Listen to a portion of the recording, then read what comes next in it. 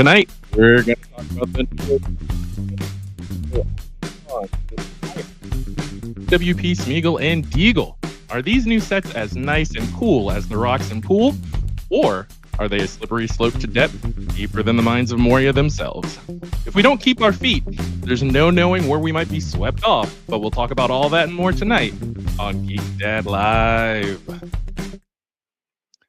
Hello, everybody, and welcome to Geek Dad Live. My name is Scotty Quippin, but my friends call me Quip, and I'll be facilitating this evening's festivities.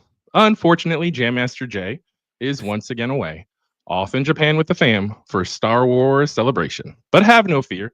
As you can see, I'm here with an alternate run to my DMC. Ladies love him. Girls adore him. I mean, even the ones that never saw him, like the way that he rocks at a show. The reason why, I don't know. So join me once again to talk toys, because it takes two to make a thing go right. It's Mr. Gary L. How you doing tonight, buddy? What's going on? You can call me GMC. All right. Happy to have you. And as I understand it, you personally are a big Lego fan, right? You would consider yourself an AFOL.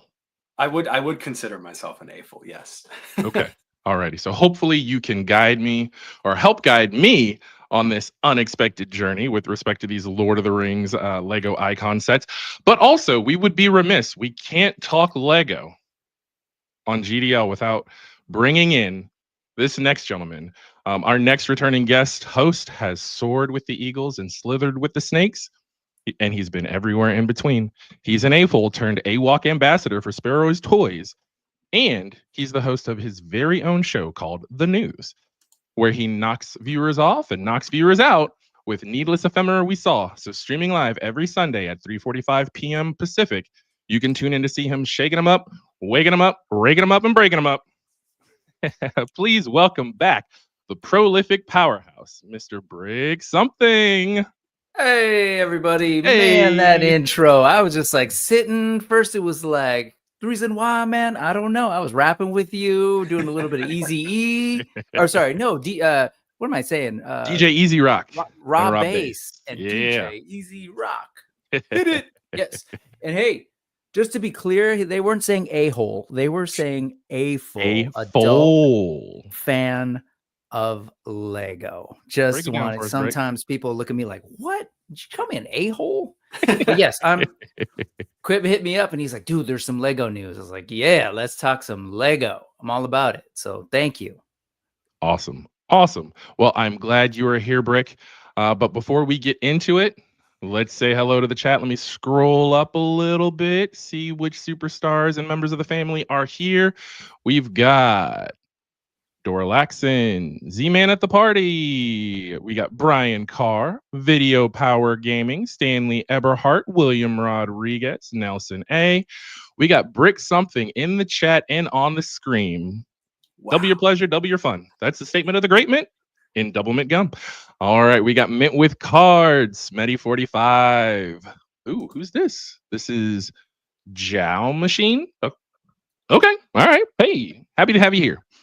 Daith, what's up, brother man? All right, we got With All Faults, Peak Obi-Wan, Retro Rollout, Tony Johnson, Alex Aero, Larry's Geeky World, Tony Taponi, I Played Nerd, Rabbit McGavin, Cardboard Galaxy, Toy Geekosaurus, Allison Troy, Retro Toy Princess, Nick Dillinger, Jack Knight 73, and we'll top it off with Mecha Man Blade, and so many more. All right, gentlemen.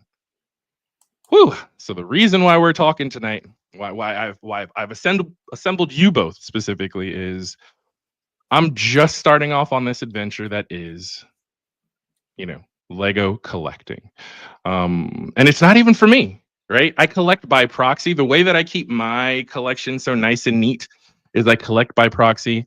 My wife is a huge Tolkien nerd. She loves Lord of the Rings. She loves The Hobbit. She's read through them with my daughter. She is just all about it. And so for my wife's birthday last year, we got her, I believe it was last year. Yeah, it was either last year. No, it might have been year before that. but we got her Rivendell. Yeah, so I believe it was last year, but we got her the Rivendell Lego icon set. So cool. Then, and I forget how to say it. It's Barad-dûr, right? For you Tolkien nerds. Okay, Barad-dûr. That came out. So that's Sauron's crib, right? That came out. She was like, I don't know if I want that creepy eye staring at me across the room. I know some folks have been like, hey, you can pick it up. You don't have to put the eye on it. You can, kind of hide that. So I've been looking at that too. But then I heard rumblings last summer of Bag's End. I saw there was a little tease, and I said, "Oh, absolutely, we're gonna have to get that." But before we actually talk about that adventure, I want to pause. So I've given you all a little bit of background behind how I'm starting off, how I'm about to begin this unexpected journey. But Brick, can you tell us a little bit about how you started getting into Lego, how you became an AFOL, and even where the name Brick Something came from? You big AFOL. Okay, so the whole AFOL thing is it's what the Lego fan community sort of calls itself for the adult fans of Lego. There's also T-fold and K-fold sort of.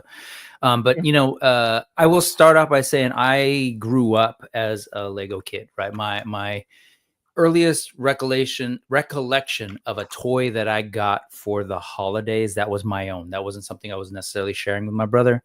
Was a Classic Space Lego set. And man, I love Classic Space and those like classic colors. And then, I did my thing and, I think I actually was playing with action figures longer than I was playing with Lego, mainly because my parents, they just weren't buying a ton. They're expensive. Like Lego, getting into Lego is not a cheap proposition. And so fast forward, it was when Lego officially licensed Star Wars that I was like, okay, I'm going to be buying pretty much I think I might have said I'm going to buy everything, but then realistically, I wasn't in a position to. This was like college, right? And so I got really into that, man, got excited about seeing like Lego characters in minifig form, seeing Lego ships in minifig form, and really, like, if you know much about the sort of history, Lego almost, the Lego group almost like essentially went bankrupt. They'd overextended themselves, and this license kind of like brought them back. And so from there, it was just going and going, especially after I started working and got a big boy job. I started buying big boy toys and spending big boy money on things that maybe shouldn't have. And the rest is history, man. But I will say, like, this whole thing, before GDL and some of the other action figure communities that I've been involved with online, it's not like I didn't really have like a big online life. But the only other instance was the AFOL community. So there were websites like From Bricks to Bothans, Euro Bricks. I'm trying to remember the Brothers. Is it the Brothers Brick? I think is what it was called. Okay. TBB. Seems familiar. And like being on message boards. And then like, I don't know if you young folk know of a thing called Flickr, but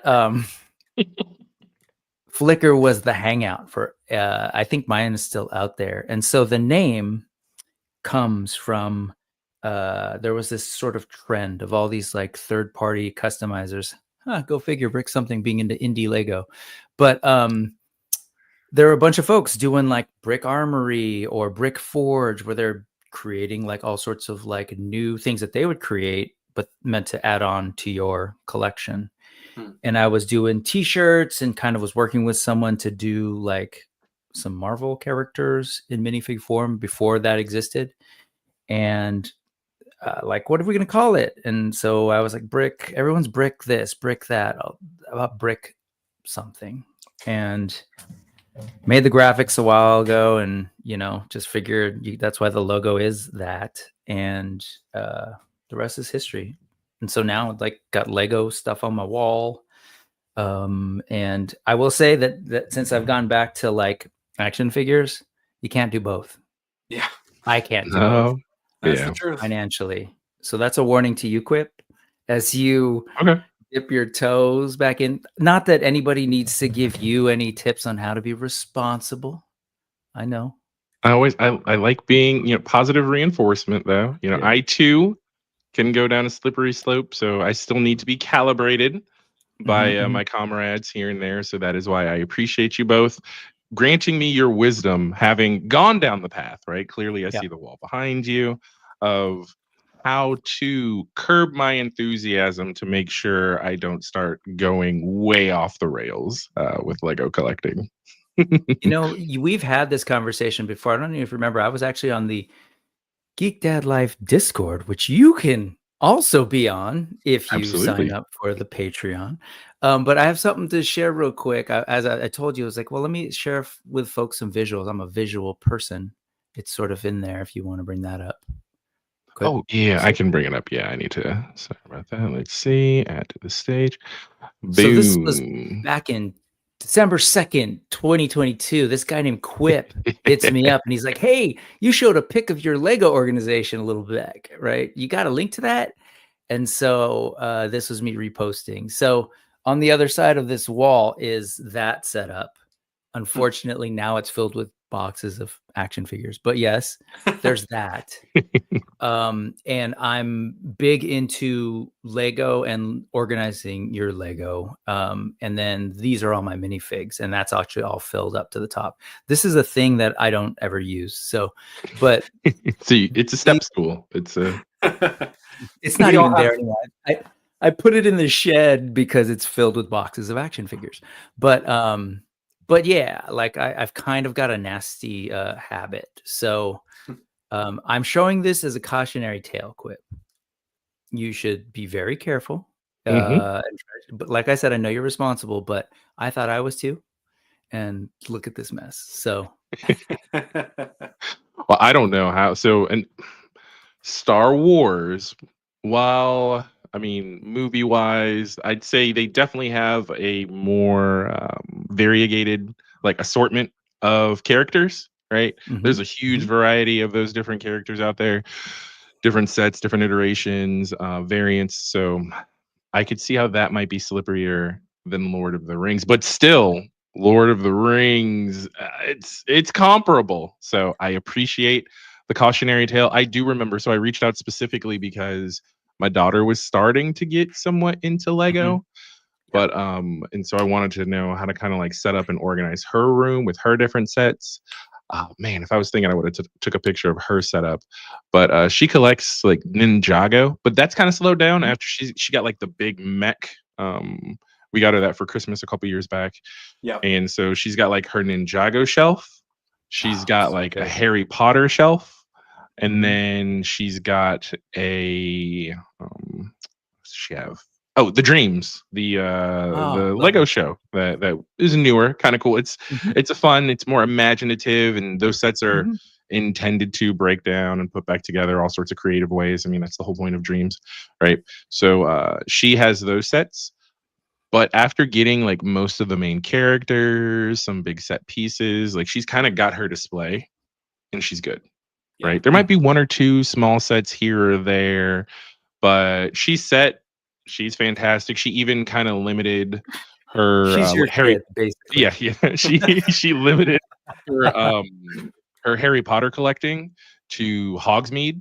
So even the different sets that go for a Diagon Alley, she's like, no, I don't really need those because that shop wasn't in Hogsmeade. That shop was in Diagon Alley, but this shop is in both. So I can kind of make this work with the display. So yeah, she's very much my child as far as trying to establish, hey, I've got this. It's good. I don't want it to explode too much, and it fits nice and neat into this little shelf that she's got. So she's good there. And then but I am even getting excited about these Lord of the Rings sets along with my wife because it's just cool stuff like sword and sorcery. It's really fun, and it's another thing that even though I'm buying it for her, I can live vicariously through my wife. It's something we can share. We've even got a big picture, like for one of our anniversaries. I got her like a print of it's kind of like a travel vacation poster to the Shire. And so as soon as we heard rumblings of the Shire coming up, I was like, we can totally just display that in the living room. Like, I don't mind one bit. Like that could be there. It could be cool, like under the picture, under the travel poster. But I think she's gonna want it in her office setup, kind of like in her library is where she wants it. Any chance you can get your partner to be complicit in your addictions and go for it. Yeah, that's Yeah, kind of where I'm at. Every Sunday, my wife and I enjoy putting together Lego sets. Like she enjoys the modulars. I am into various things. I've been very selective. I don't get into the Star Wars. I don't get into the Harry Potter, Lord of the Rings. Okay. But like, so I guess my history is whenever I started, I was just a kid, and I picked up random sets in like the checkout line at the grocery store or whatever, like little pirate sets and things like that. And then as I got older, I kind of stayed into Lego. Like I remember when Star Wars first became a Lego license, when the minifigures were still yellow as opposed to flesh tone and whatnot. So I picked up a few sets from that in the early days. But then really in 2005, you talk about like having an adult job and how that sort of funded. Well, my adult job was working at KB Toys. So in 2005, when Lego Batman became a thing, I bought all of those. Like and for the longest time, up until I think maybe the second Arkham Asylum release, I picked up every Lego Batman set that came out. So that was my addiction for a while, but then the Lego Batman movie happened and there was just so much to collect, and I sort of started backing out around that time. But now I pretty much just collect the Lego Sonic stuff and just various things. As a matter of fact, I just finished this today. Okay. That's right. It's Sunday. Yeah. Oh, nice. beautiful. I've seen that. I like those. Like, so does that actually, can you hang that up or? Yeah. Okay. So you hang it on the wall flat. Okay. Yeah. Unfortunately, right before recording, I stepped on it. So part of it broke off. So I got to fix that. But that's just a happy mistake. You get to build it again. That's the fun. You didn't actually break it. You just build it again. Yeah, exactly. So, but yeah, so I love Legos, and it's really fun having a partner who is into that sort of thing with you, as Rick was saying. And so you even talking about it, and so now, of course, you're all, not that I need any convincing to go into Lego collecting, but it really is just kind of curbing and picking and choosing. It's been a little while, but what my wife used to do before Toys R Us closed down, there was a Toys R Us that wasn't far from us. And every once in a while, we'd have like a date night where we go to Toys R Us. We each grab just like a cheap Lego kit, put on a movie, and like we're building Lego and just chatting with each other. So I still have some of those sets, right? That was, wow, man, it feels like forever ago. But I had the K2SO. It was kind of like the model, like the 12-inch model kit that you would build. And she's got the, what is it? So it's Star Wars too. It's the chamber, the carbonite chamber. Duh. Yeah. Yeah, where it's got beautiful Boba Fett. It's got Han, of course. The I love you, I know, kind of lower him in there. It's kind of like it's pretty fun set that she's got. So we built those two together on one date, and then there was another date that we had where we built some Black Panther Legos, right? Oh, yeah. And I still have the Royal Talon. It's packed away in a box right now with the manual, as you might expect me to have it packed away, like kind of ziplocked according to the numbered bags that it came in, so that if I ever want to rebuild it, I just follow the steps again because it's numbered. And then the same thing. Yeah, I have those plastic file cabinets with all my manuals, like pretty much everything. I have a spreadsheet of my entire collection, actually, because as AFOLs, there's like all sorts of websites and stuff that actually help you with that stuff. And it's a little scary because it'll tell you a value of what you paid for it. But I'd say like Mythic Legions, those two in particular, and they're very similar. Actually, a lot of those guys, the Four Horsemen, are Lego heads. The whole pop and swap and the system thing, they think in that way. But both those toy lines pretty much like are great at holding their value and then some, if that's your thing. But that's actually why I wanted to document it. My My goal someday actually is to have that be something that my kids work on as their sort of project, is to just like, I love this stuff, but if they want to like go on Bricklink, which is basically like eBay for Lego, and open up a shop and sell this stuff off, I wouldn't be mad at them. I'd want that to be kind of like their own little project. So good thing. That makes perfect sense. And so even with that, okay, gentlemen, I'm going to pull up the set that we have been talking about. That's kind of getting me interested back in it. You know, when Rivendell came out, that's when I started looking at some of the prices of the older sets. And let me see here. Yeah, it's funny, as you're bringing that up, you were saying, Lord of the Rings isn't as much of a slippery slope. I was like, oh yeah, well, tell it to whatever year that was, Brick, who did find himself in a slippery slope of buying the originals. And that I didn't get everything, but I got the original Shire for sure. Yeah. Here we go. So you can see, boom, it is. Now, they're calling this the Shire. And here's our first actually moment. This is Bag's End, right? I mean, well, since you went, actually, I'm going to push up my glasses and say there's only one bag. But yes, Bag End. Bag End. Okay, there you go. Thank you. So it's Bag End. We just actually at each other. Good job. That was a double actually inception. But yeah, just looking at this set, the cool thing about this particular set, because I did go back and I tried to price the Bag End and did a little comparison for the values. So I think I have, let me see, which one of these tabs is this? You don't have enough tabs open. So many tabs. I have all the tabs open. Okay. All right. So this is comparable. This is the here, let me try and open that up and zoom in. Boom. So this set came out in 2012. This is 652 pieces. This is the 2012 An Unexpected Journey or An Unexpected Gathering set, right? Where this is the comparable Bag's End. As you can see here, this originally retailed for actual $70. It's $70 in 2012. So with inflation, that's about $97 in today's money. But with 652 pieces, you're in 6 minifigures, which were unique to this set. This is based on The Hobbit, the movie. So it's technically different from the Shire, which is based on Lord of the Rings, right? The Fellowship of the Rings, the first movie. Or I guess it could be based on the last movie too. It's just based on the Shire from that series. What's interesting though about this set is, of course, up until recently, as recently as last month, the average cost for this set on the aftermarket was $276.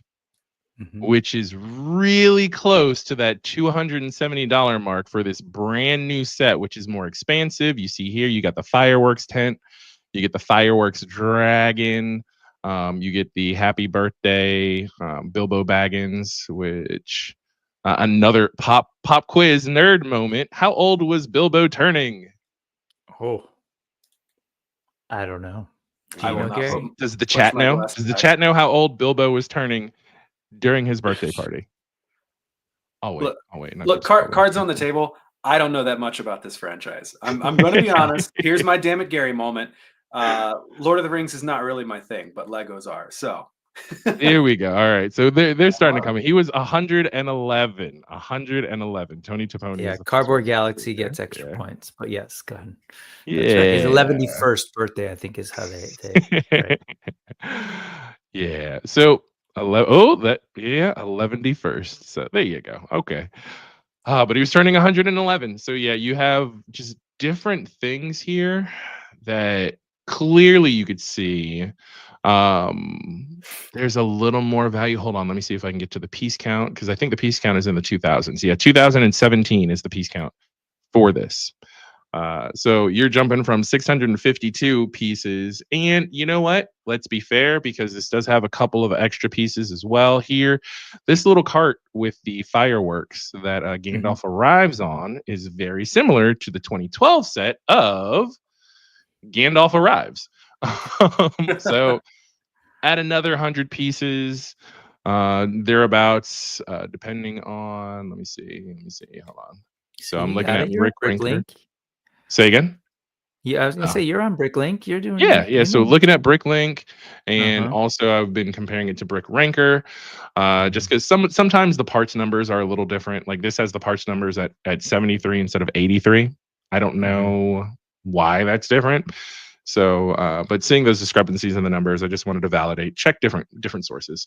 But here, this particular set. So this set, less than 100 pieces, 2 minifigs, 2012. It retailed for about $13 in 2012. They retired it in 2013, and MSRP with inflation was $18, or would be $18 in today's money. So that's about 15 cents per piece, which is really comparable to what the sets are running for about now. Like I checked the count for the Sméagol and Déagol, and also for the Shire. Both of those are around like 14 cents per piece. So yeah, it's comparable. But the aftermarket on this, as you can see right here, you've got an average price around, in the last 6 months, they're taking the average price $98.47. I mean, even if you want to take the lower one, 95. So $100 plus the 270 that the Unexpected Gathering is going for, you're looking at close to $400 for just those two sets. So if I'm doing the collector math, not that I have to justify it, because again, my wife is already all on board, but this is how, people looking at the Lego icons going, oh, they're over bloated or overinflated. Well, I mean, if I want to get Lego, and I want to get Lord of the Ring Lego specifically, then these price tags are a pretty good deal compared to the alternative of them not making these sets. And I know the success of the Rivendell set is what has led them to continue to put these out, right? With Barad-dûr and Rivendell and Barad-dûr, and then now the Shire. But really kind of anticipating and almost trepidatious, not almost, but definitely having some trepidations with respect to where we are going with this. Will we see the Mines of Moria? I don't know, but so what are your thoughts, Brick? What are your thoughts on this particular set? Do you feel first like off, like you're there? As people were like, Brian had a good question. I couldn't help but laugh. But your collector math is more like collector calculus, I think. In like my collector math is like, do I want it? Is there enough funds in the credit card? Go.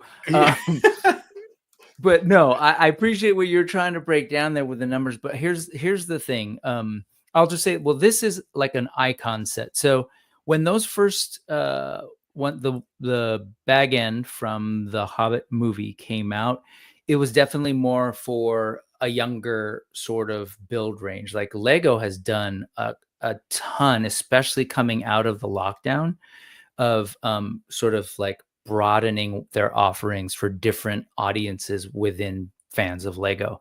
So you're seeing way more like higher piece count sets for like older folks who are going to sit there for hours, pretty much like you guys saying like, oh, we do a date night, or we've been building it. I remember you, Quip, and documenting building the Rivendell over time. That's different from the build that you saw in that other set, which was really like you sit down, you build it, and you can kind of get it done in a couple hours. Yeah. So they're different. But I'll just say, like, Lego's real good at this too. It's like, it's hard to just buy the one. So I think it was Brian saying it comes down to, do you want more dwarves? Do you want more hobbits and other folks? Because this was like 100% for that movie. Beautiful scene where the dwarves, have an unexpected gathering and show up, and you only get sort of some of the dwarves, and you had to buy the other sets, or at least this guy had to buy the other sets to get the entire company. Right. So it's smaller. It's a great build. I remember being real excited about stuff like the because it's Tolkien, it's the Shire. So they had to have round doors and round windows. And I would say right around the time period when that came out, 2010, 2012, you started to see like the AFOL builders who would do their own, what we call mocks or my own creations, using like build strategies that were at one point, quote unquote, illegal builds, according to the Lego, like building on its side, or what we'd call studs not on top. So you'd see those round windows and stuff. Like that was cool to me as a Lego fan. I was like, oh my God, look at TLG Lego Group doing like this, like the stuff that maybe like an AFOL would do to make this version. So that said, I think they're both like, this is the reality of Lego. They make it so that one, if you missed it the first time, like you would be like, oh, I get to have this. But also if you have it, you're going, oh man, but I don't have the rest of the Shire, and I don't have all those hobbits, and I don't have, that. So, and I think they learned from Rivendell, basically, right? They've learned from a bunch of these sort of like larger sets that, sort of these larger more adult builds from like hardcore fans of the property, to really make it this experience. So look on the left there, that sort of the picture that's all white with a bunch of minifigs. That little guy right there, yeah. There are collectors who will just collect minifigs. Like we collect action figures and want to be completist and want to, they'll look at this and they'll go like, oh my God, that's a new torso. Oh, look at the paint on that. Oh, they've got painted legs. And, there we go. Yeah. Are there any first-time characters in this set that you can... These two first far left. Yeah. The Proudfoots. Well, both of them. No, you're right. Both of them. Yeah. Proudfoots. And then, of course, everybody else there has been done. The old Bilbo was done more recently in the Rivendell set. But I think that. Oh, and is this the first time we get a Rosie? I don't know. It is. There were no other hobbits like that, and the main hobbits that we do have, those are completely redesigned. Even Gandalf, he's looking a little bit like the one from the recent Rivendell set, but there's different printing on the not legs, but whatever. Sorry, I said Proudfoots. It's Proud Feet. Proud Feet. Yeah. I can't tell if his beard and hair are connected or if it's two separate pieces now. It almost looks... I think they're two separate pieces. I thought it was one piece, but maybe one piece. Maybe not. Maybe. Yeah. I'm not sure. Yeah. If you zoomed in, we could see. Let's do it. Whoa. There we go. All right. So I'm zoomed in. Oh, it could be two pieces. Yeah. And then I love how the Tampo pad printing on the bottom, they fill that in. Those are two pieces. Wow. Yeah, looks like it. Cool. It probably goes like under the neck. Yeah. They're constantly reinventing and doing new things, and I just think that's so neat. Like I remember in Lord of the Rings, I think it was the first time we ever got like a belly attachment for Gimli. I think I don't think that had been done prior to that, which it's like that's cool. That's a really neat accessory. But yeah, I just love seeing how they reinvent figures. So much so that I understand why people would buy this just for this set of minifigures. Yeah. And I'm not 100% sure on this, but for the longest time, the sort of shorter stature legs were not articulated. Right. And then these are now the newer versions where they actually can move and sit. No way. That's cool. I believe. Yeah, because they did that a while back. And again, it was one of those things where it was AFOL, like customizer people that first made bending legs on the shorter versions possible. And then Lego eventually sort of did their own version of that. Okay. Wow. That's neat. So they can sit, and they can walk and that's see, neat right there. Yeah. Okay. Yeah. So I'm not sure if the dwarves and the hobbits from 2012 did or not, but either way, any Lego minifig head is going to be like, I want those minifigs. And, there's so much money in that too. Like you could, just like anything else, like if you bought a HasLab and pulled out the figs, you could make some of your money if you just sold the minifigs and kept the pieces. So yeah, absolutely. Okay. So this clearly, I think I've taken folks through a calculus class, of justifying the purchase. As Brian Brink said, oh my goodness, is everything this tedious? Not everything, no. If it's a Bebop and Rocksteady variant from NECA cartoon, I snatch those up. No thoughts. This is a new venture for you, is what it is. Yes. So this is how much I think out. How far are we going into this too? So, my collection joining my wife's collection, because these are easy, like this is a big one, Rivendell, but as you build out the display and her collection becomes our collection, right? Is that one way that I tamper it? Because I have looked at, some people have mentioned things like the X Mansion, that was tempting. The Blackbird, that was tempting. And so there was a second there where I was thinking, hey, do I collect this? And then also, like I was thinking, well, maybe X-Men can be my thing. But I've already got the VHS X-Men, the cell shaded versions of the action figures. So kind of to your point, Break, I was thinking, all right, do I need multiple representations of the same character? Do I really want to get into the Lego and action figures? No, I think I prefer these Marvel Legends. So I steered clear of the Mansion and the Blackbird. But also adding value to this again is this set, which I saw, which was a gift with purchase, which is now sold out. But if you bought it initially, so mean. I'm just gonna say, for people who want this, so cruel. Because I'm sure it was gone. They sold out, or I'm sure they sold out, because I believe these went live on the 1st or the 2nd. Yeah, they went live on the 2nd for Lego Insiders. Yeah, I imagine they were gone within a day. Yeah, these go the sort of limited sets, depending on what they are. Star Wars does this too. They'll go in and out. So there's free with purchase, or no, sorry, exclusive limited sets that you can buy with purchase, and sometimes there are free ones as well. And they give them out both online, and if you go to a Lego store, and whatever they have is all they have, and that's it.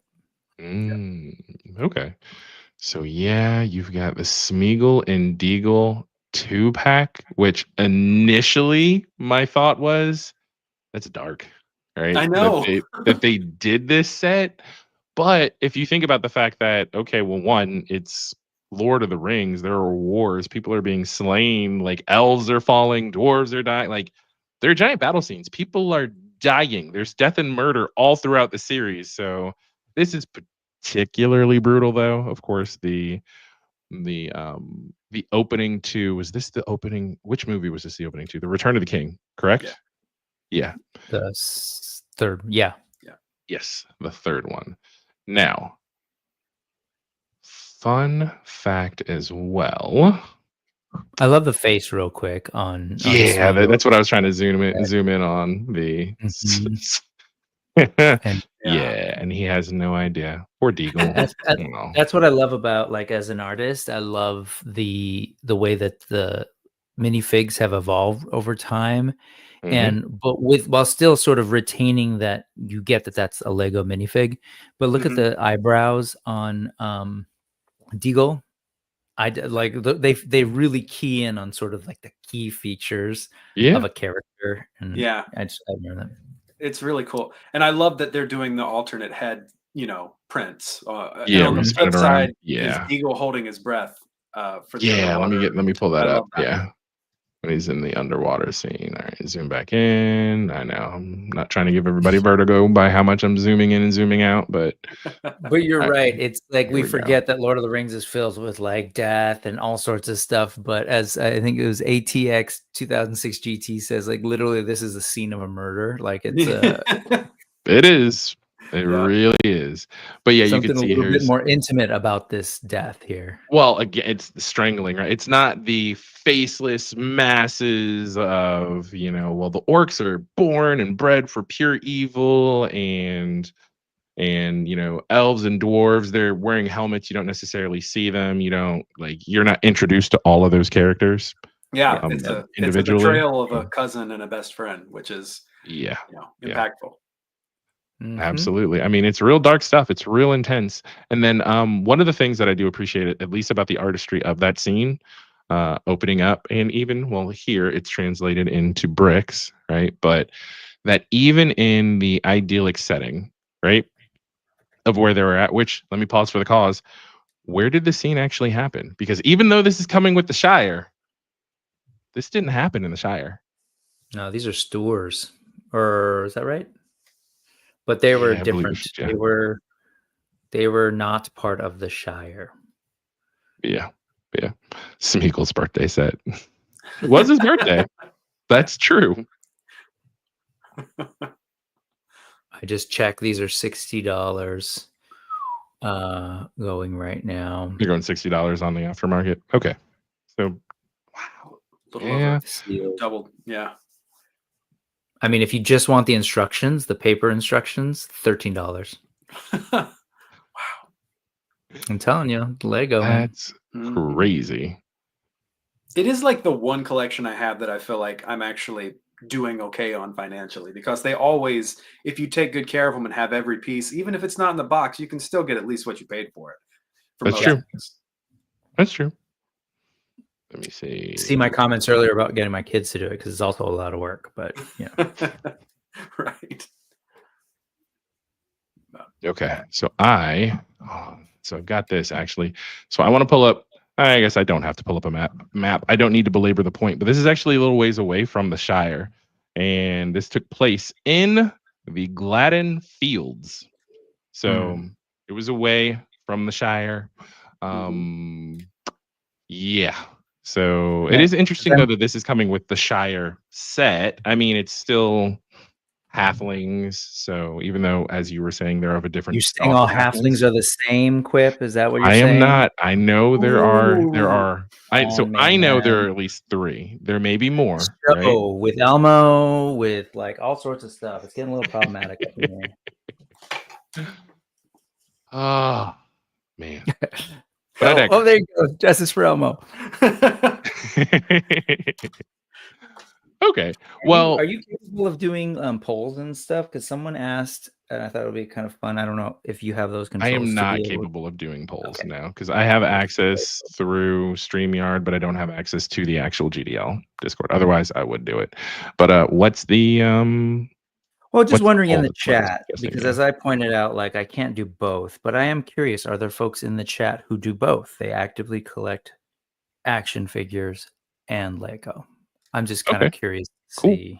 If you actively collect Lego and action figures, or like you are, you can just tell us I only collect Lego or whatever. Just kind of curious. Yeah, you just kind of type it out. So 1, if you only do either or, and then put a 2 in the chat if you collect both. Does that make sense? Okay.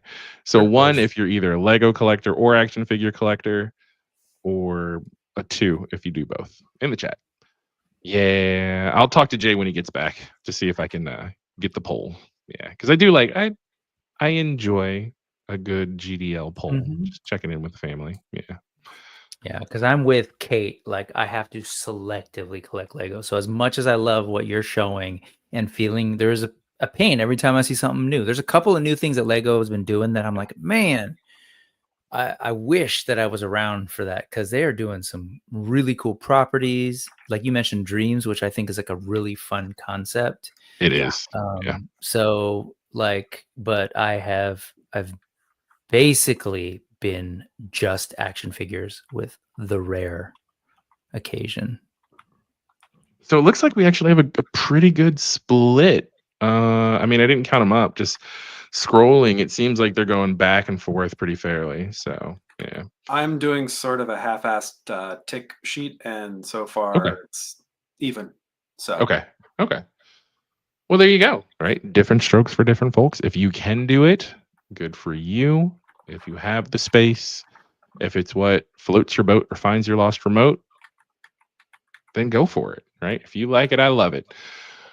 But so I am definitely all in for both of these. One, I already purchased the Shire, and I purchased Sméagol and Déagol. And my wife doesn't watch the stream, so I'm going to surprise her with it, either for her birthday, for Mother's Day, for our anniversary.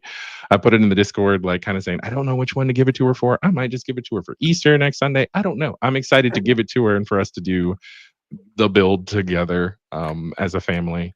Last build we've done was, so she got Rivendell for her birthday. Then around Christmas time, and it worked out perfectly.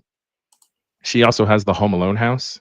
Oh yeah. Because it was like 24 bags. So we're like, okay, 24 bags, perfect. It'll be built like by Christmas Eve, and then it'll be done. So every night for Advent, me and my daughter and wife all got together, and we like took turns doing steps. Like we do like 1 or 2 steps at a time. Otherwise, it's just like, okay, 1 brick, your turn.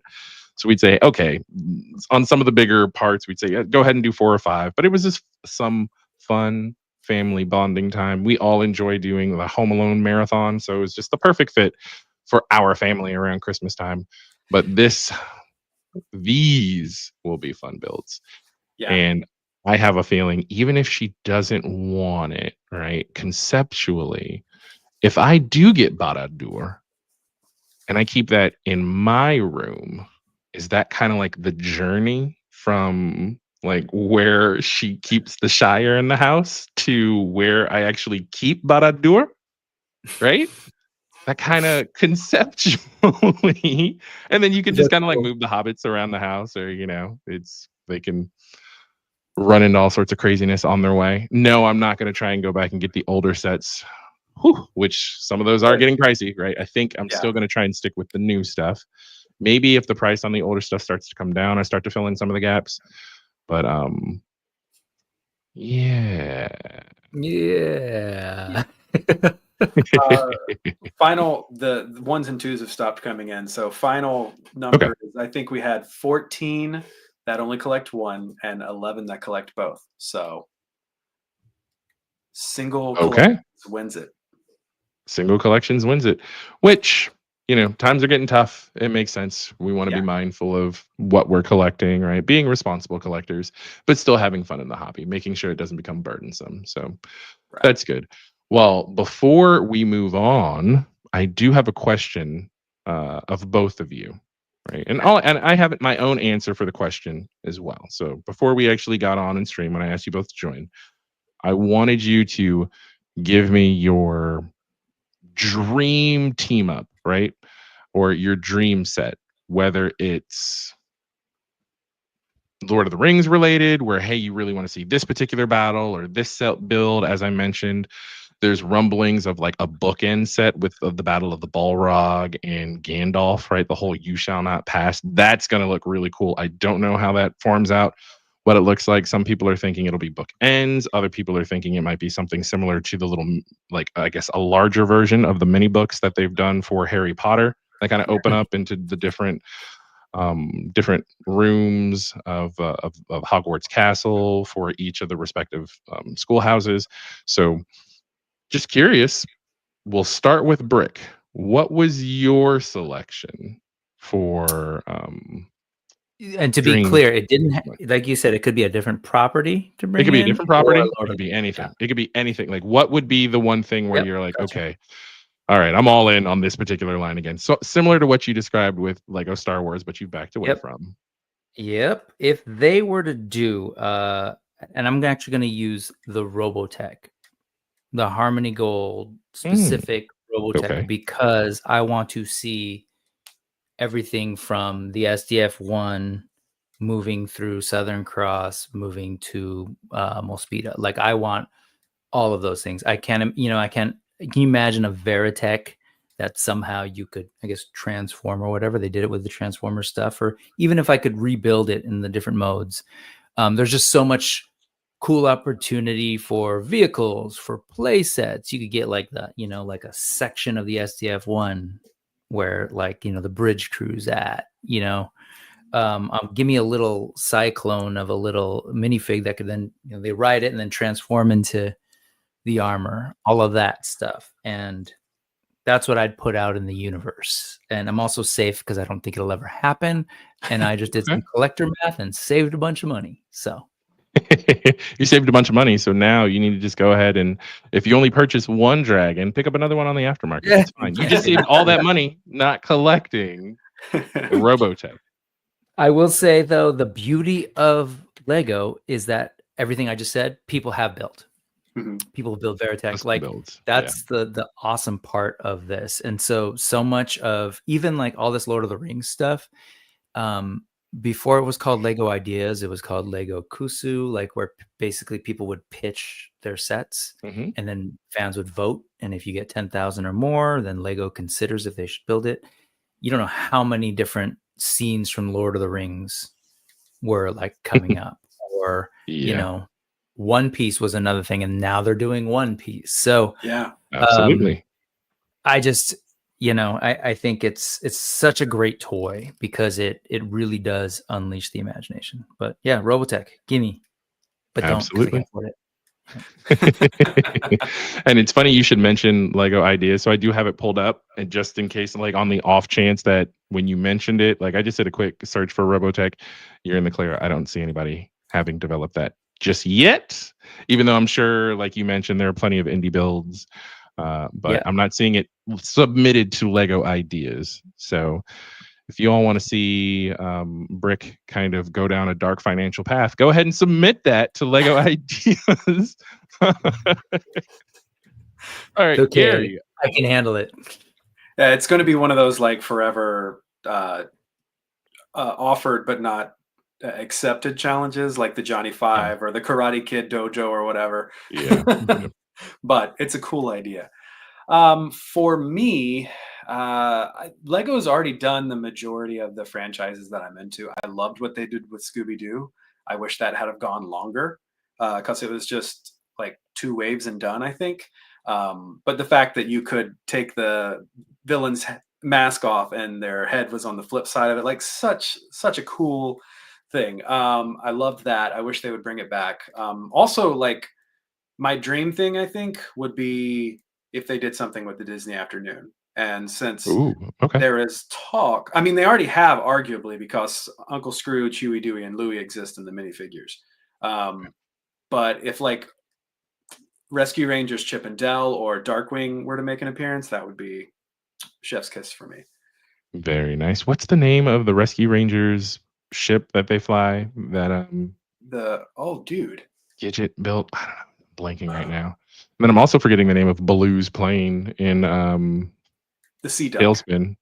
So that's the Sea Duck. Okay. You were asking about the character? Mouthful. Gadget?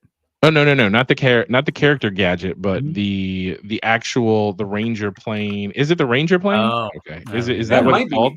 Yeah, it's called the Ranger plane. Yeah. Okay. All right. Thanks, Dave. Yeah, I completely spaced on that for a second. Okay, and let me see if I'm gonna search ideas real quick just to see if it's in there. Just do Disney Afternoon.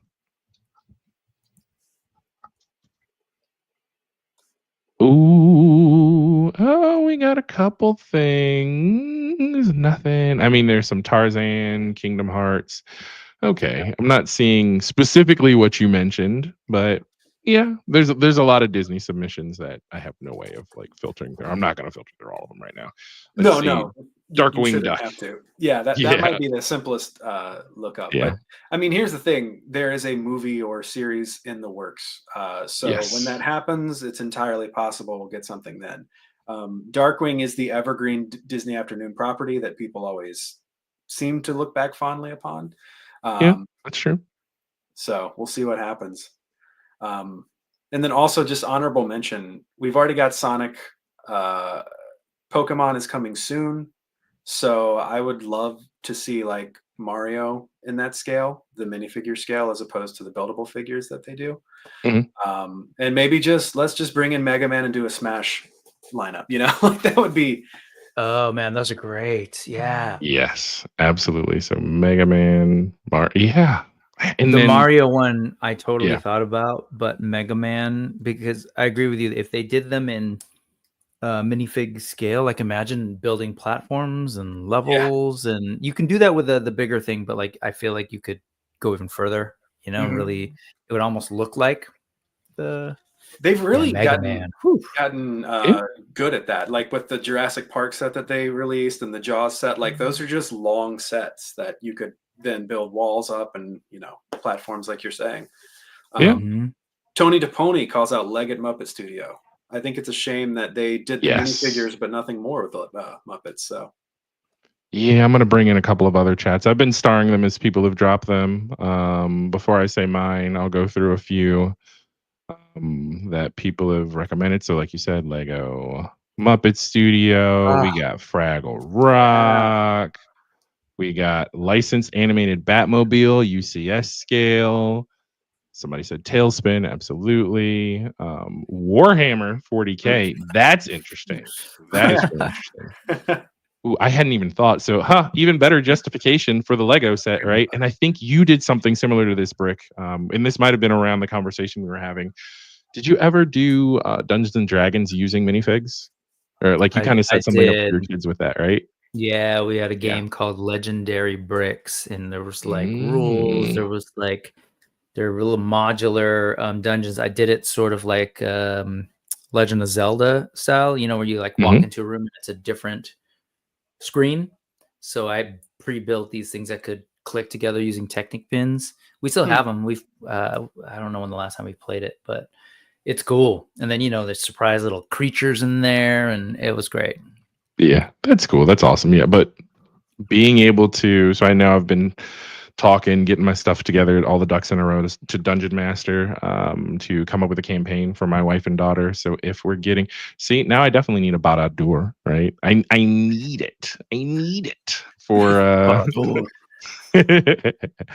okay. Lego Labyrinth. That could work, right? Let's see. James Vinipole. He'll be going from a 1 to a 2 when Star Trek goes Lego, which is supposed to be happening soon, right? If not this year, next. Yeah. Yeah. Brian Brink, my simple Lego wish would be for classic space to come back. Those classic space sets were beautiful, and there's hope for that because I have seen the classic Knight's Castle come back, right? Mm-hmm. Well, they have. I responded saying actually the very first US, I think it was actually the second US Kusu/Ideas set was a classic space throwback. There was a dude in the fan community whose name I'm forgetting now. He built this really cool all gray mech that a classic space figure could be in, and they made that. Yeah. So that was the first classic space revival. And then recently they did the big ship. I don't know if you remember, like I forget what set it was back in the day, but they redid it, which I picked up super cheap at the San Jose Toy Show. That was like maybe one of the last big Lego purchases I did. And then I heard they're doing Blacktron.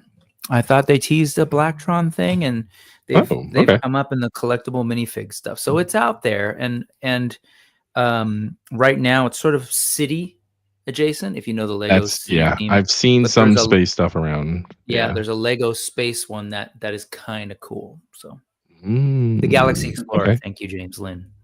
Yeah, there you go. Okay, all right. And so what else? A couple of other ones, and then I'll go through my I'll say mine. All right, Legend of Zelda, that's another solid video game one. It's coming, Super Mario right? and Yoshi said something. Yeah, it's coming. I can't imagine Helm's Deep either. Another Batman the Animated Series, large scale. So yeah. And then just a couple of other ones I see here. Just folks talking about what they loved. Right, with Card saying Mos Eisley Cantina and the Joker Manor Funhouse are two of his favorite sets from the collection. Kate L with Minas Tirith. Yes, that would be awesome. And then, finally, I know it's a little while. Sorry, Shelf Presents. I missed this before. We were just flying. We got 5 Geek Dad Life memberships. I don't have the drop, but I'll say it. I got family. And then here, Gage Bullock, member for 5 months. Thanks, Gage. Thanks for joining us. Nice. So, a couple of other people, Lego Galaxy Quest. That is a good one. Yeah. Blacktron is available right now. Yeah, and then of course, Mask. That could work. I was thinking like Mask Transformer or something like that. Like Lego would lend itself very well to those. Dave said, "Give me Ice Planet again." I forgot all about Ice Planet. That is fantastic. Lego Goosebumps. That's a cool idea because they do the books, right? Yeah. So you put those on the shelves, you open them up. That would be really fun. My selection is actually in Lego Ideas. Let me see if I can find it. I had it pulled up.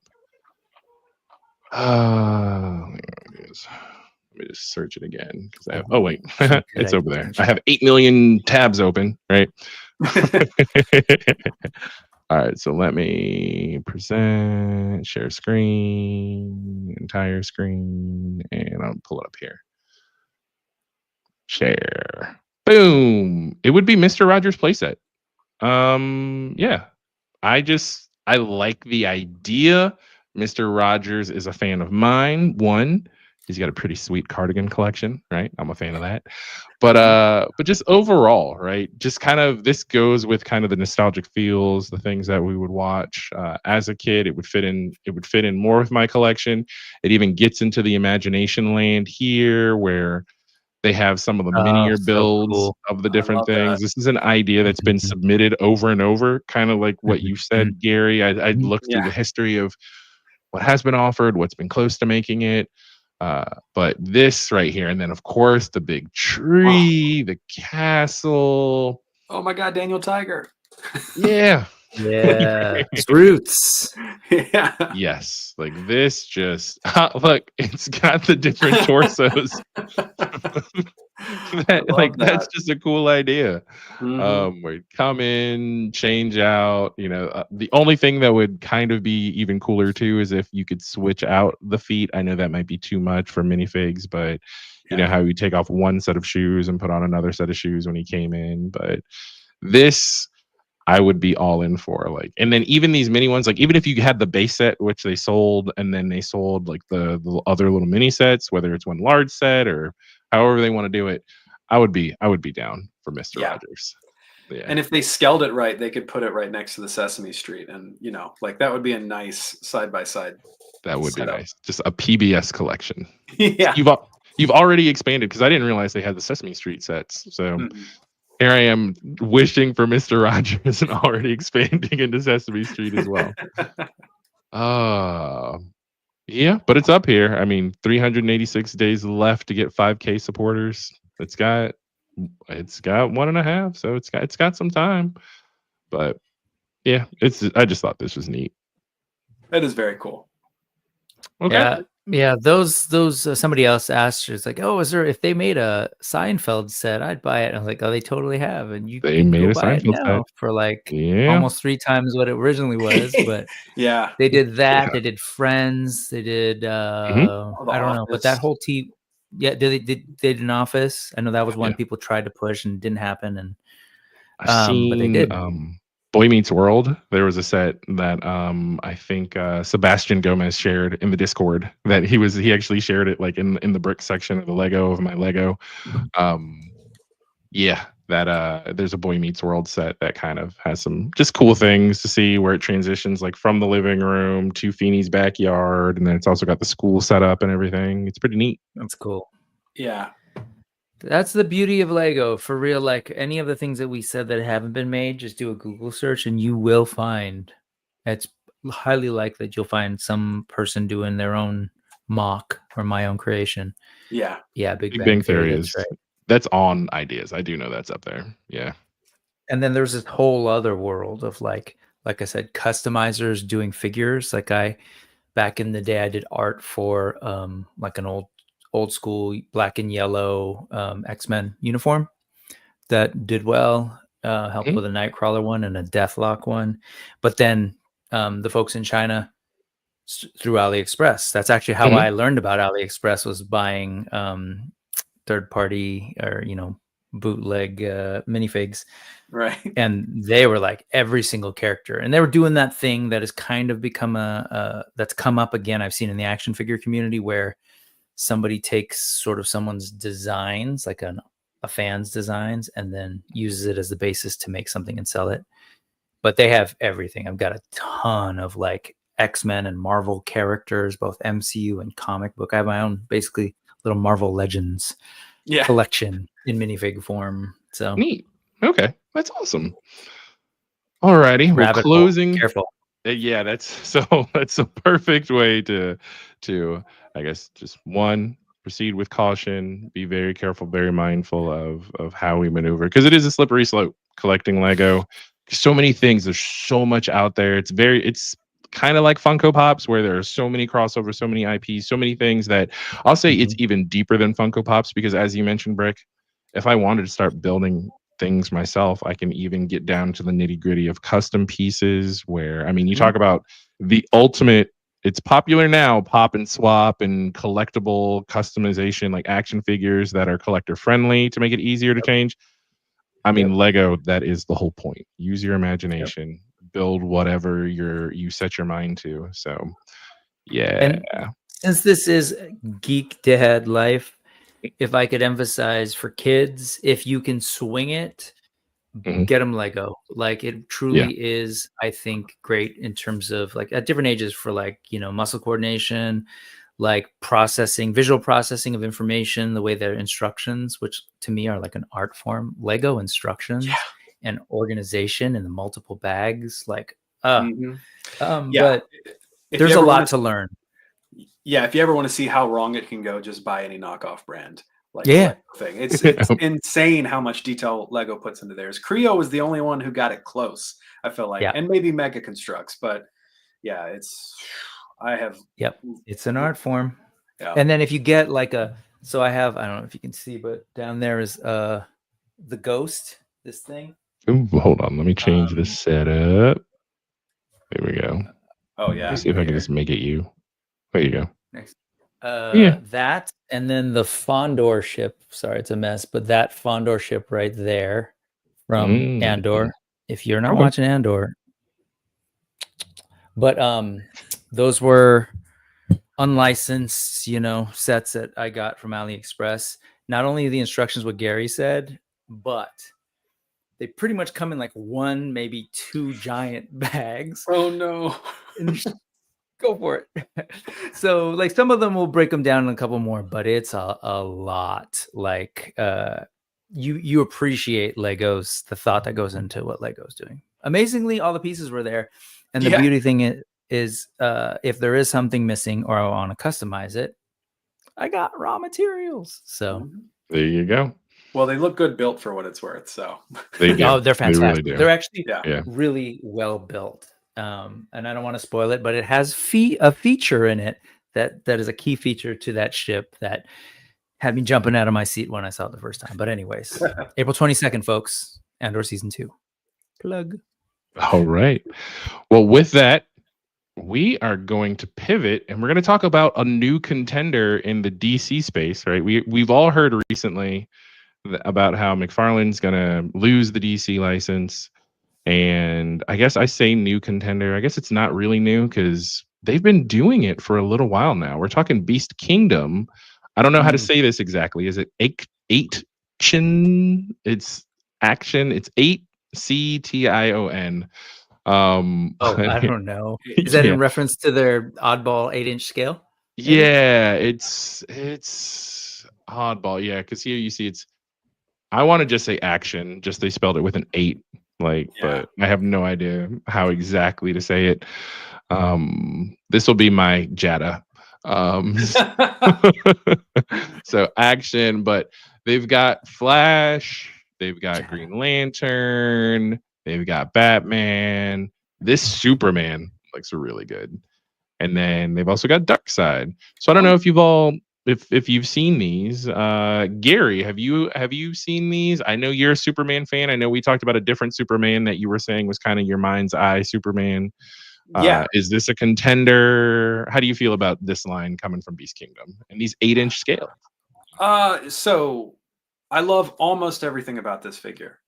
But the head sculpt is just not doing it for me for whatever reason. I wish instead of 8 hands, we'd gotten maybe 2 heads, one that was a little less like, okay. So if you go back to the one that you were just on right here, no, that one where he's looking up, I think that looks great. I think that's what the head sculpt looks best. But like when it's just straight on, I don't know. There's something about, I don't know if it's the people's eyebrow he's giving or the a little bit. Yeah. He's kind of got the Joey Tribbiani smell the fart acting kind of expression going on. But I don't know, like outside of the face, I love it. The colors are great. And the design is very close to what, I see in my mind's eye for Superman. Yeah. Brick, what are your thoughts? Have you had a chance to really see these, go through some of the images? I have. I think they look really good visually, sculpt wise. I think colors and everything. It totally reminds me of. It looks like Alex Ross's work. I don't know what they were going for, but he does like famously will take photo reference and really try and make it super realistic. So you know, he did like Kingdom Come, but that was more of like a post, like a deep future kind of thing, and all our heroes were old. But the thing with Beast Kingdom is that I've seen some of the older figures, and I've heard people talk about like some of the issues with like the plastic, and the scale is also another thing if that bothers you. And it kind of does for me. They're big. They're like really big. And so if there was one that I would consider getting, it would be their dark side. But even that, it's cool. But that vinyl that he's got on, when you get real close to it, those are soft goods on his tunic. Okay. It's like there it is. That thing's huge, which is great for dark side. For dark side, it's perfect. Yeah. Yeah, especially like New 52, it's crazy. But if the other figs are big. Like if you thought your McFarlane figures towered over your towered over your rest of your collection, these guys are like Land of the Giants. They're bigger than Masterverse, so they're big. Yeah, I've never seen. But they look great. Person, but yeah. I'm really with you, Brick. Though. Yeah, the dark side, I think, is the one that looks the best. That would probably work if you're going to display it with maybe your McFarlane collection. Yeah. But this definitely could work. So okay, all right. He's got those sexy boots too. Just shout out the gold boots. No, Dark or were you talking about Dark Side? Has always got that, that skirt going to the the skirt to the like Dr. Doom too. I never because you see these villains who are scary, and then he is. He's still scary, right? These still are people are a force to be reckoned with. But it's like the mini skirt and the go-go boots and the knee-high boots is a super villain. That's how badass they are. There you go. As they can wear it and they dare you to say something. Yeah. Yep. Fair. As villains go, he is showing the perfect amount of leg, I think. So skies out, eyes out. He only allows you to see that much. I love the eye attachment on him too. The those eye attachments are neat. Fantastic. Anybody who's played, sorry, go ahead. No, I was just gonna say the biggest hole, of course, is the character selection. If you where's Wonder Woman? Yeah. They pulled a McFarlane. He's anyone. Actually, I think they got stolen is what it is the story we're going with. A trailer was stolen. Yeah. There was going to be a Wonder Woman. Sorry, folks. Fast and Furious style heist of they pulled up and Evos and no women for you. Lancers. Yeah. Let's see. Okay. All right. Yeah. So let's see. What else are we talking? What else is going on? We got some NECA Holothon. We officially had the first digital day. This Holothon's been going on for a while now. We're 2 weeks into the month of Holothon, but we're only a couple days after their first digital drop, which their first digital drop was why am I blanking? Oh my goodness, I'm spacing right now. I know it was the creepy, like these guys right here. Yeah. It included these two, Creepy Eddie and Shibano-sama. I know they were included in it. And these are the Unmentionables. Is that what they're called? Which is kind of funny to me. It sounds like underwear, right? Yeah.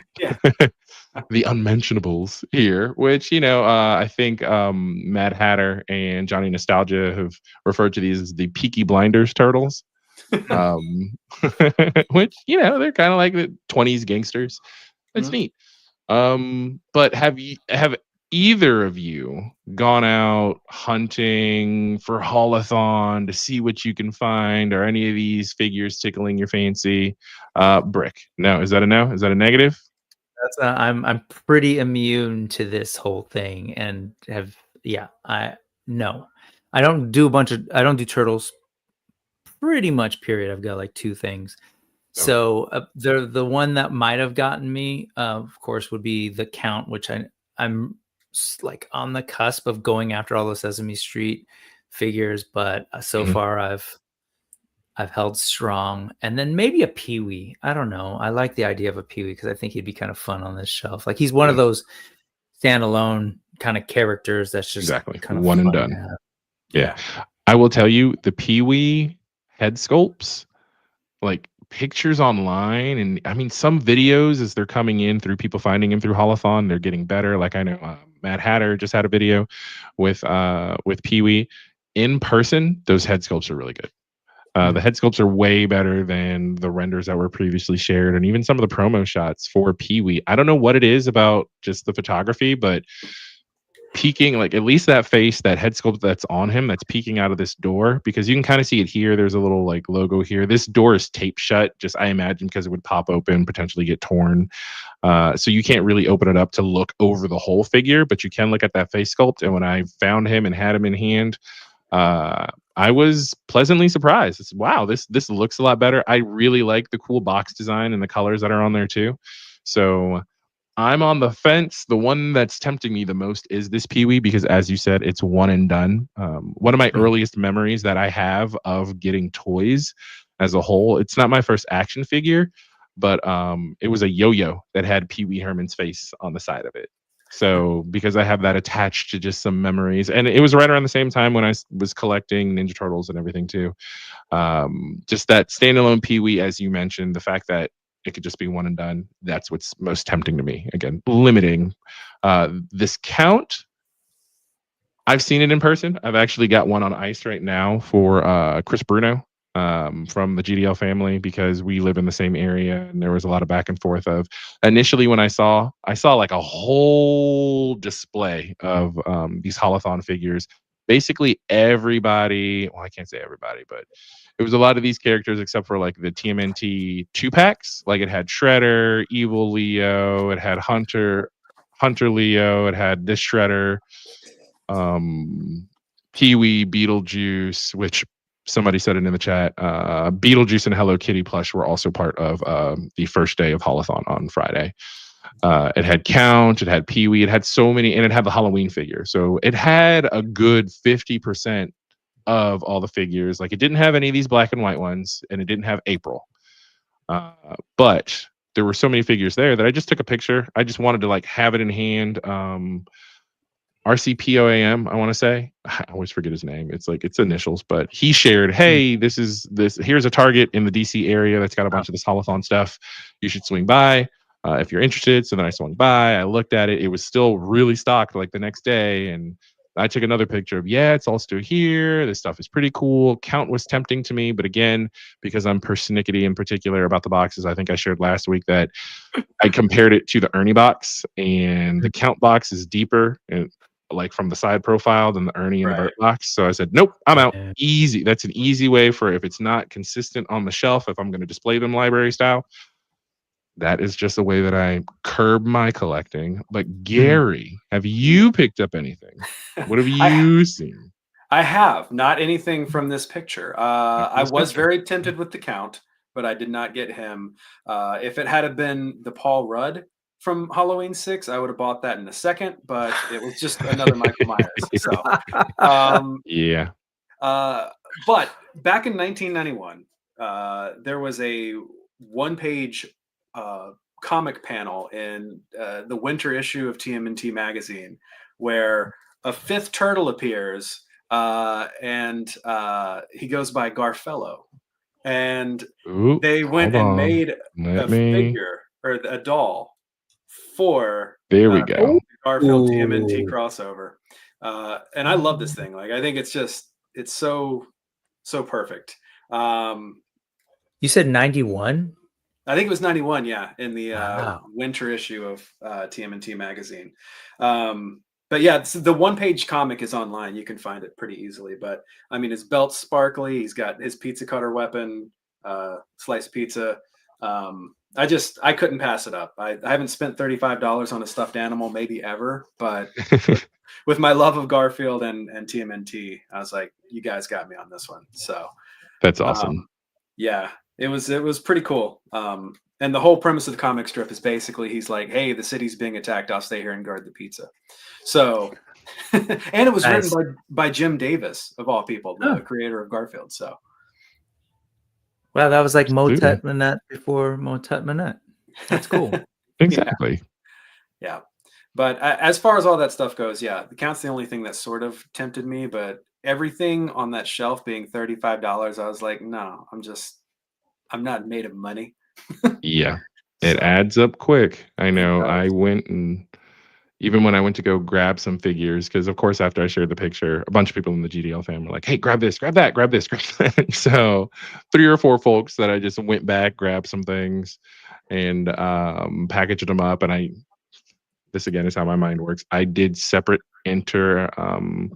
or separate transactions for each of them instead of doing it all at once. Now, of course, I was paranoid when I was putting all of the stuff in my cart because I was like, some collector is going to come around the corner, and heaven forbid it'd be somebody like, Chris Bruno, who's like, Quip from GDL, what are you doing right now?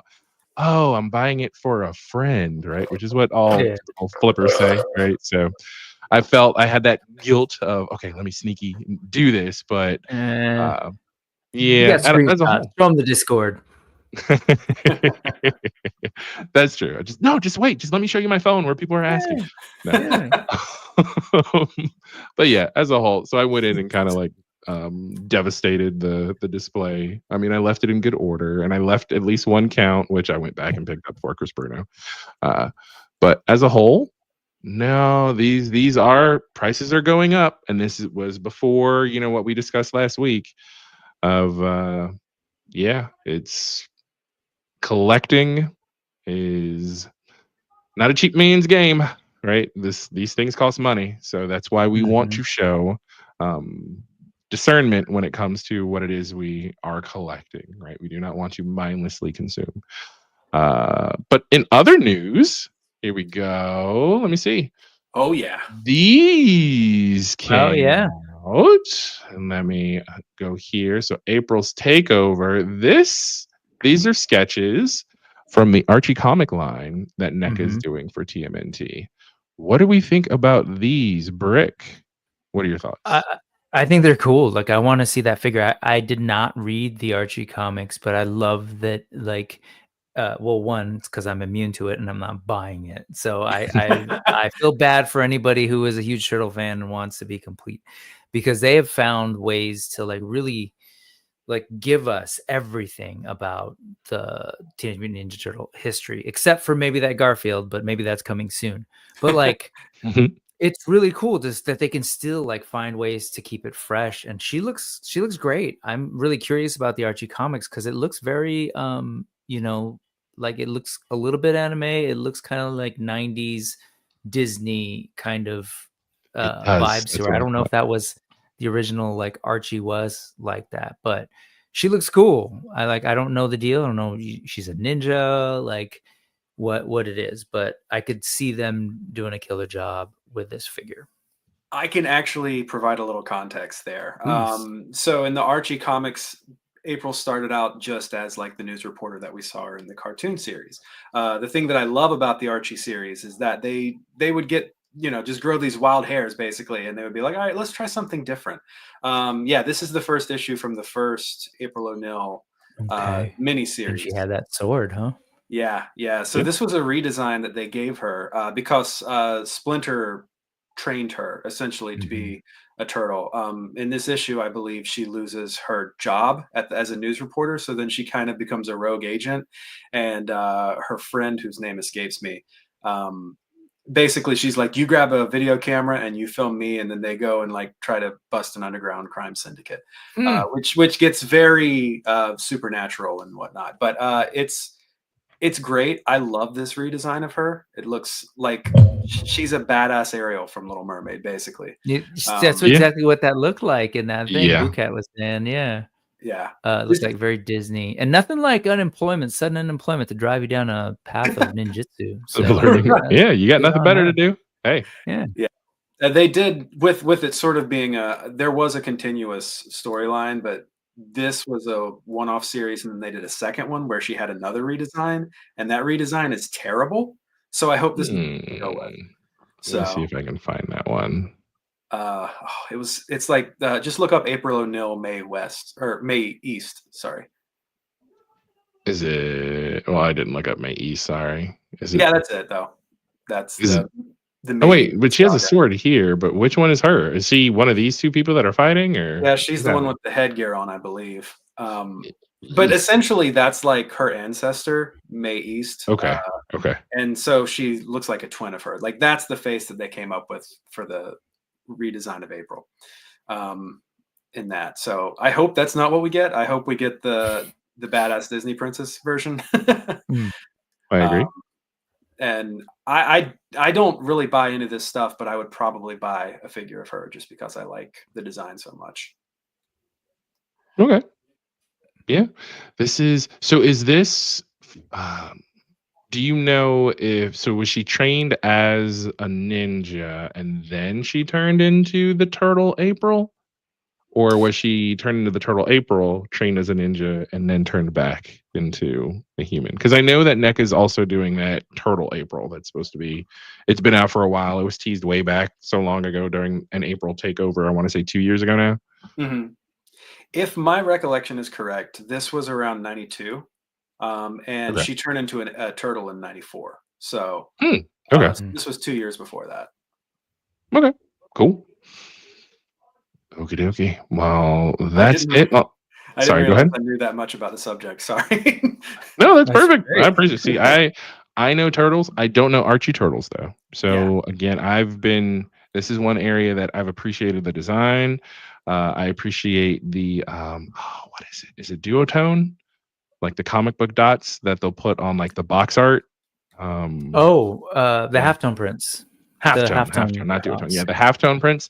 Those it looks cool. I appreciate it from afar. A lot of the Archie's adventures with the mutanimals, like that boxing. Yeah, that looks really cool. But I have steered clear of these so far. But that's it on the NECA front right now. I know there's one more topic. Let me see. Let me close some of these tabs. All right, here we go. The Glyos? No. Yeah, they're Glyos, but it's the Mighty Maniacs. So it's wave 8 of the Mighty Maniacs. Yeah. So these are out. These have kind of hit the streets. You've got let's see, let me zoom in a little bit. Yeah.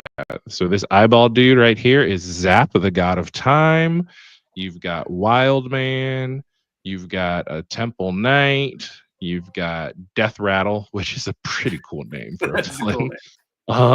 And I believe this one is Wildman. But yeah, if we just zoom in on some of these are just a pretty cool system. I mean, they're made to be customized, pop off, pop together. They're on a Glyos system. These remind me a bit of Battle Beasts. It's not the pop on, pop off armor, but just kind of just good, fun toys, right? That people can play with. Yeah, they're really neat. So yeah, Rock Nerd Radio. Yeah, I love these guys. Yeah, well, Wave 8 has hit the streets, so I'm just spreading the news. We love talking toys. I mean, are you a big Glyos head? Quip? I'm not a big Glyos head. Gotcha. I've seen these. It's popped up, and this is something that's interested me, right? So I'm just, hey, these are just cool to look at, especially this dude, Death Rattle. I mean, I know. I feel like they've sold out of Zap, the God of Time. Like he's not even up on their website anymore. But this guy, you've got kind of like a play. You put this on, and it's Perry the Platypus from Phineas and Ferb. I know a lot of people have done that.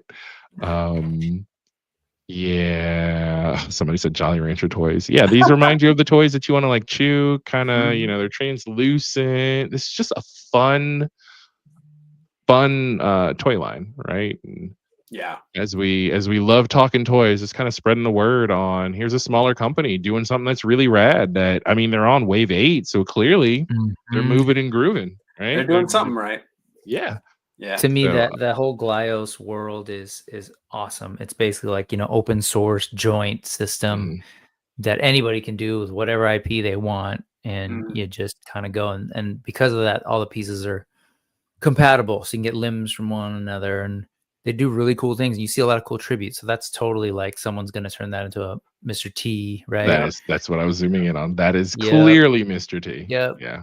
And actually, these Mythic Legions were originally going to be based on a Glyos build, and then they decided to go a different way, but still have the same pop apart kind of concept. And GLaDOS is rad. They're also not the cheapest things out there, but no, not at all. Because I was just seeing in the chat, I hadn't actually looked at the dimensions. These are about 3 inches tall. yeah. But if I go back to the website, it's a pretty penny. For the whole But, set, like 35 for the one whole of the set. couple heads, and Yeah. they're cool though. But what's cool is here you have so this is a little more palatable, right? This is a 5 blank pack, a blank 5 pack where you can take this and you can do whatever you want with it. I don't think these come with the alternate heads, but you can paint them up, make them army builders, whatever. So there are different options for you to get in and out with some of these here. Some of the other ones, 20, 25. So that kind of makes sense. I don't know if it's particularly the plastic, right? But very similar to AWOC. Here you got a head pack for these monsters, even though these are smaller, again, about 3 inches in height. So you got a head pack here for $4. About the same price right now on sale at spirittoys.com. Sorry. There you go. Hey, no, you're good. You're good. But yeah, they've got some cool like this is clearly an homage to Terminator, right? Oh yeah. And Jason. then you've even got the Jason head. Yeah. So it's a fun line just to look and see, hey, these are new toys, but these are toys that harken back to, when we were kids. That I'd never seen ones with like a vinyl soft goods cape like that or trench coat. Cool. I hadn't either. Yeah. That bottom right one is totally Kinnikuman muscle looking. The Keshi down here. Yeah, it does look like muscle old Keshi toys. Yeah. And that's got all kinds of weapons, and look at that. There you go. Speaking of right there, middle Robotech. That's totally Mospita. If you scroll up to the actual figures, the one in the middle is totally It's not Daft Punk. I mean, could be that too.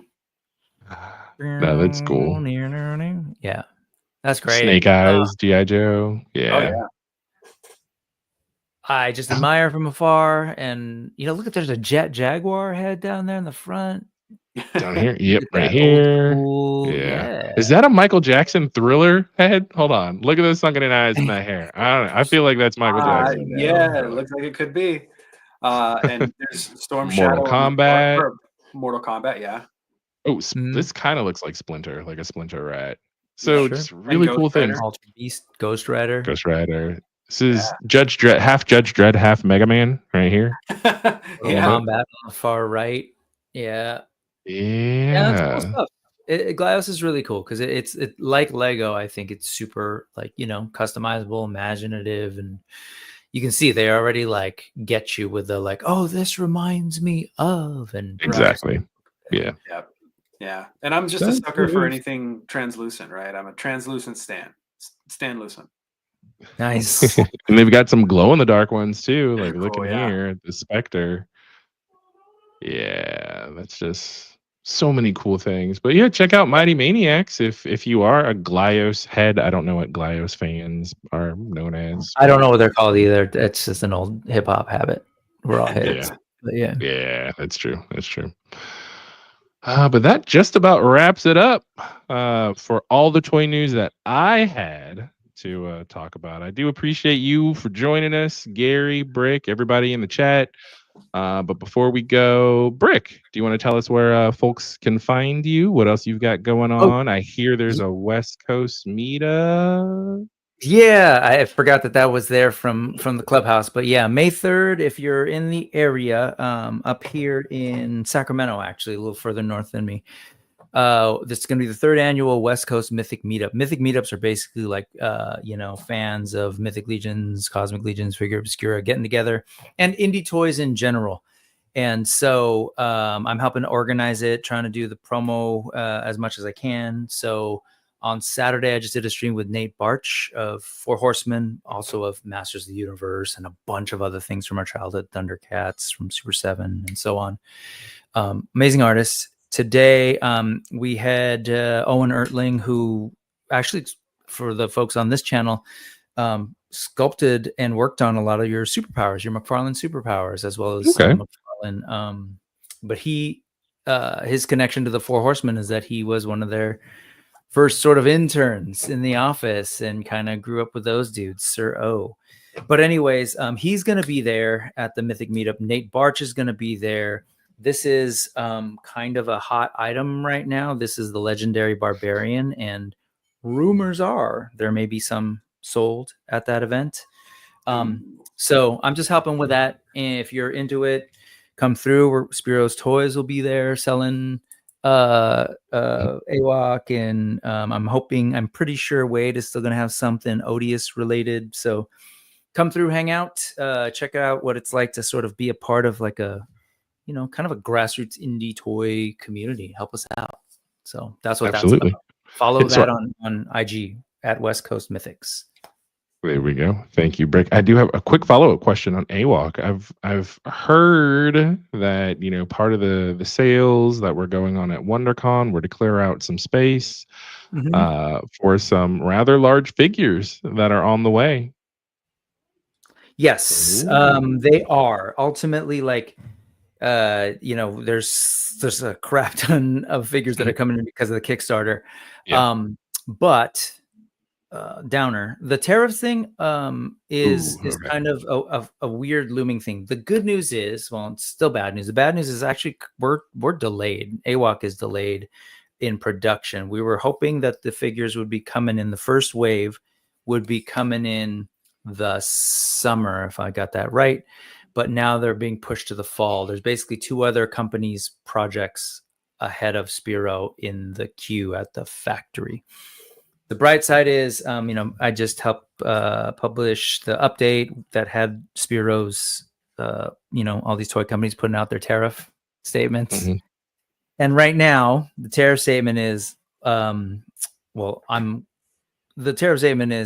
there's not much we can say right now because it's been so hectic, up and down, left, right, 10, 120, 140, whatever, right? So right now, since nothing is actually going to be coming to the United States and imported until the fall for Spiro, it's essentially a wait and see. But I'll just say, since I'm here with Geek Dad Live, folks, it's not a good thing. It's not a good thing for the toy community. I know people know this already, but think about your Spiro Toys, your Four Horsemen, your Glyos people, all those folks who import things from China are affected.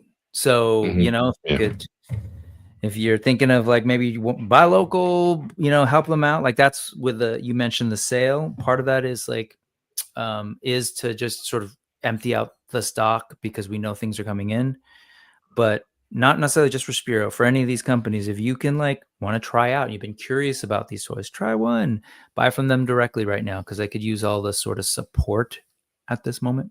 So anyways, you brought it up. Yeah, I absolutely brought it up, and I wanted to ask, and I'm actually about to drop the link in the chat. Boom, sparrowtoys.com. You can see what an AWOC is. AWOC is Animal Warriors of the Kingdom. And you can get figures for $25 right now. So it's a good time to try out Animal Warriors of the Kingdom. Head packs for $5. It's kind of crazy. Yep, and there's even a whole ethos or a lore behind them.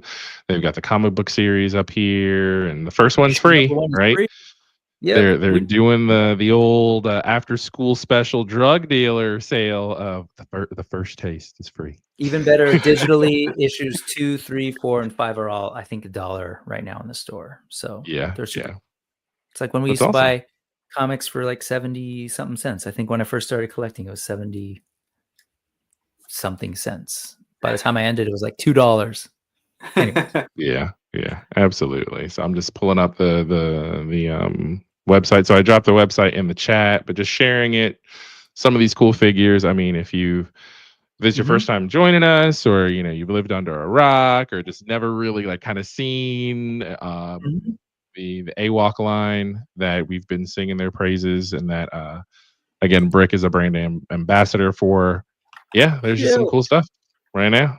Check it out. Go for it. Help them out, as he mentioned earlier. A lot of cool people doing a lot of cool things. Yeah, all the other local folks, local retailers, help them out because this is going to be a weird time for toys. So yeah. Okay, thanks for that, Brick. Anything else, Brick? No, or is that plenty? good? Okay, Let's cool. hear from Gary. Yeah, Gary, what do you got going on? Let's see. I will be in Portland, Maine this coming weekend. So if anyone's in Portland, Maine, and you see me, feel free to stop by. I will be at the Pine State Comic and Toy Expo, I think is the name of the show. So if you're nearby, feel free to say hi. Other than that, I'm at the Wax Nostalgic Network, and season 2 of my Goosebumps podcast, Listeners Beware, will be coming out this month. So find us wherever you get your podcasts. Awesome. Thank you, Gary. Real quick, we got Blake from Toy Collector Magazine reminding everyone that Toy Collector issue 17 is landing in mailboxes now and hitting stores a bit later this month. So be on the lookout for that. Again, if you are opting to wait till it hits stores and you see it and you want to start collecting it, there is nothing like having it just sent to your home in those nice sealed, protected cellophane envelopes. Just kind of keep it nice and cherry for you. So yeah, check it out. Toy Collector Magazine, issue 17, coming. All right, and as far as myself, I'll be here, same bat time, same bat channel. We're still figuring out what we might actually do for next week. I need to talk to Jay about that. No After Dark tonight. Just because Jay is going to have a lot of Patreon exclusive material that he's kind of cooking up and putting together. So just no After Dark tonight. Gary and I are going to get to go to bed at a decent hour. So I might not be tired all week. Yay! But we do appreciate everybody joining us in the chat. I'm starting to get other things kind of cooking, getting the ball rolling, right? It's funny because I've been so absent from social media that like I just started an IG last week. I've been on Blue Sky. It's at Scotty Quippen for the Blue Sky and the IG of just kind of doing some connections of dropping links there, pushing the Geek Dad Live stuff, and then even some other things that I'm cooking up or playing with some designs. I might share some stuff there or just some fun photographs, right? I know one thing, we actually went to the National Building Museum this weekend in DC proper. It's a privately owned museum, but every second Saturday of the month, it's free. And they had a Lego exhibit, so it's kind of fitting, right? And they also had just in one of the archival sections, like archival toys, like Lincoln Logs, Erector sets. Yeah.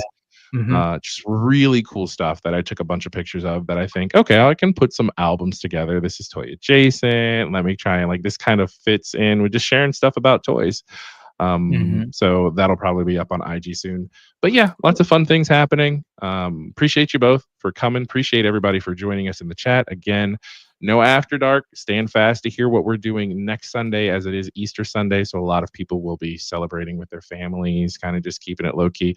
But you never know. We could always pre-record something. I'll talk to Jay. We'll see what's going on. But with that, y'all, hold on. Let me go and get the groovy tunes. Oh, check those out.